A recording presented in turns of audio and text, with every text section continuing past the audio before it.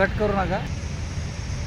आज वंचित बहुजन आघाडी औरंगाबाद जिल्हा कमिटीच्या वतीने महावितरण कार्यालय शहर अधीक्षक चौधरी यांच्याकडे आम्ही वंचित बहुजन आघाडीचं शिष्टमंडळ निवेदन देण्यासाठी आलो होतो।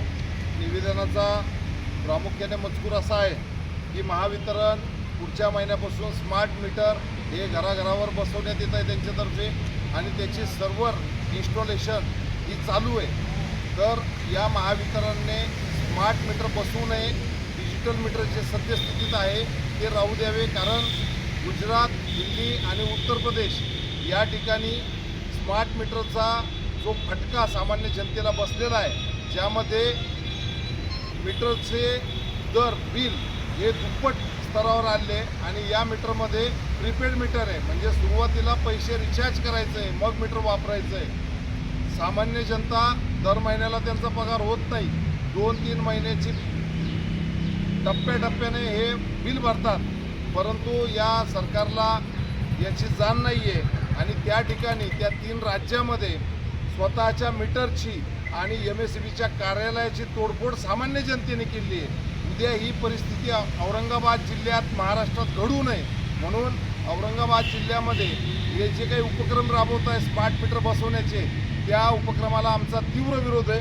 सोबतच जर सरकारला हे मीटर बसवायचेच असतील तर मोदी भक्त जेवढे आहेत, भाजप भक्त जेवढे आहेत, त्यांच्या घरावर हे मीटर बसवावे, वंचितांच्या घरावर बसू नये, सर्वसामान्यांच्या घरावर बसू नये, एवढी वंचित बहुजन आघाडीतर्फे आम्ही आज या संदर्भात निवेदन दिलं। सोबतच यदाकदाचित या कार्यालयाने, या विभागाने यावर गंभीर दखल नाही घेतली तर वंचित बहुजन आघाडीचा रुद्ररूप आणि त्या राज्यामध्ये जे काही पडसाद उमटले तसे पडसाद औरंगाबादमध्ये उपट्याला कमी होणार नाही, हे या ठिकाणी इशारा देतो। थांबतो।